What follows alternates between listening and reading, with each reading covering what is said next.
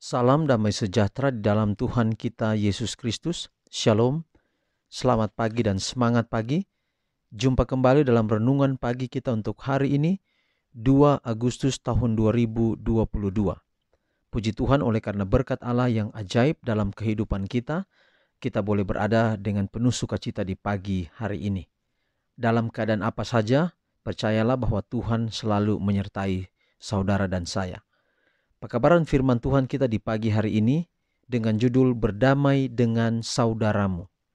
Sebelum kita lanjutkan, mari kita tunduk kepala dan kita berdoa. Bapa di surga, terima kasih atas berkat-Mu yang ajaib yang kami rasakan hingga di pagi ini. Kami mohon Tuhan, biarlah kiranya kuasa Roh Kudus-Mu menuntun kami, agar pekabaran pagi ini yang hendak kami terima dapat menjadi berkat dalam kehidupan kami. Terpujilah nama-Mu ya Bapa, dalam nama Yesus kami telah berdoa. Amin. Pekabaran firman Tuhan kita di pagi hari ini dengan judul Berdamai dengan Saudaramu. Sebagai ayat firman Tuhan terdapat dalam Matius 5 ayat 23 dan 24. Sebab itu, jika engkau mempersembahkan persembahanmu di atas mezbah dan engkau teringat akan sesuatu yang ada dalam hati saudaramu terhadap engkau, tinggalkanlah persembahanmu di depan mezbah itu dan pergilah berdamai dahulu dengan saudaramu, lalu kembali untuk mempersembahkan persembahan itu.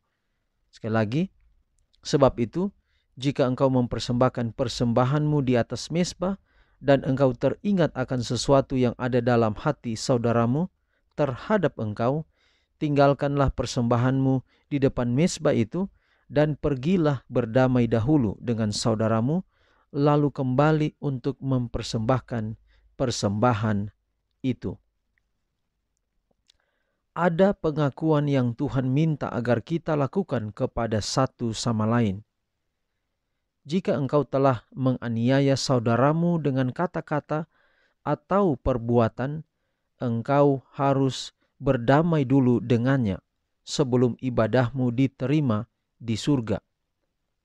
Akui kepada mereka yang telah engkau lukai dan berikan ganti rugi. Hasilkanlah buah-buah pertobatan.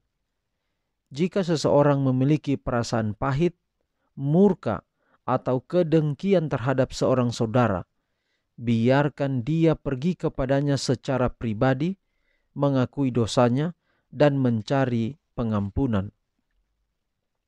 Dari cara Kristus menangani kesalahan, kita dapat belajar pelajaran yang menguntungkan yang juga dapat diterapkan untuk pekerjaan pengakuan ini. Dia meminta kita pergi kepada orang yang telah jatuh ke dalam pencobaan dan temui dia sendirian. Jika tidak memungkinkan untuk membantunya karena kegelapan pikirannya dan keterpisahannya dari Tuhan, kita harus mencoba lagi dengan 2 atau 3 orang lain. Jika kesalahan itu tetap tidak diperbaiki, maka dan hanya setelah itulah kita harus menyampaikan kepada jemaat.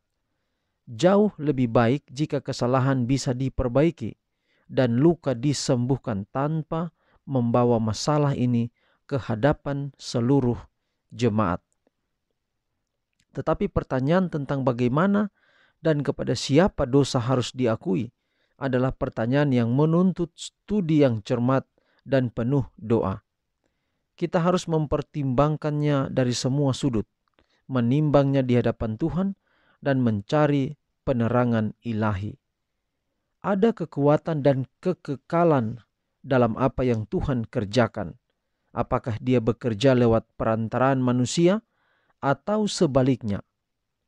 Hati yang berada di bawah pengaruh Roh Allah akan sangat selaras dengan kehendaknya. Jadi saudara, pelajaran hari ini kalau kita banding dengan pelajaran kemarin, bahwa kalau kita bersalah kita harus akui kesalahan. Kalau orang lain bersalah kepada kita dan dia datang mengakui kesalahannya, kita harus mengampuni. Dan itu rahasia doa dijawab. Lalu pekabaran kita hari ini, Kalau apa yang kita terapkan, pekabaran kemarin kita terapkan hari ini dan seterusnya, maka ada perdamaian di antara sesama saudara. Ingat pekabaran firman Tuhan kita, ayat renungan kita hari ini Matius 5:23-24. Percuma kita mempersembahkan persembahan kepada Tuhan kalau kita masih memiliki sesuatu di dalam hati terhadap saudara kita. Maka firman Tuhan kita hari ini katakan, tinggalkan itu, pergi berdamai dulu dengan saudaramu, sahabatmu, lalu engkau kembali mempersembahkan persembahan. Memang ini kelihatan seperti ekstrim kalau kita harus lakukan. Tetapi sebenarnya sesungguhnya inilah yang penting. Artinya bahwa bukan masalah bagaimana kita menyelesaikan masalah. Tetapi sekarang yang perlu kita pahami, kita mengerti adalah bagaimana kita jangan sampai terlalu sering membuat masalah. Terlalu sering membuat hubungan retak dengan orang yang lain. Sedapat-dapatnya mungkin kita memiliki hubungan yang baik dengan orang lain. Itu yang menjadi poin, bukan masalah ketika sudah bersalah lalu apa yang harus kita lakukan. Tetapi pekabaran pagi ini juga memberitahukan kepada kita, kalau kita memiliki hubungan yang tidak akrab dengan orang yang lain, apa yang harus kita lakukan. Yang paling penting yang perlu kita buat di pagi hari ini dan keputusan kita atau komitmen kita adalah, kalau kita bersalah, kita pergi kepada saudara kita. Kita membangun hubungan yang lebih baik dengan dia. Dengan satu prinsip adalah bahwa kita mengalah, kita yang bersalah, walaupun kadang-kadang kita merasa kita benar, tetapi kalau tidak ada kerendahan hati, kita sulit untuk mengakui kita salah. Itulah sebabnya kerendahan hati perlu ada, sehingga pada akhirnya kita memiliki hubungan yang baik dengan orang lain. Biarlah kiranya pekabaran pagi ini boleh menjadi berkat dalam kehidupan kita, dan saya berdoa untuk saudara, Roh Kudus menuntun saudara untuk lebih mengerti pekabaran di pagi hari ini. Mari kita akhiri pekabaran hari ini dalam doa. Kita berdoa. Bapa di surga, terima kasih atas semua kebaikan-Mu dalam hidup kami. Terima kasih karena Tuhan pelihara kami sampai pada saat ini.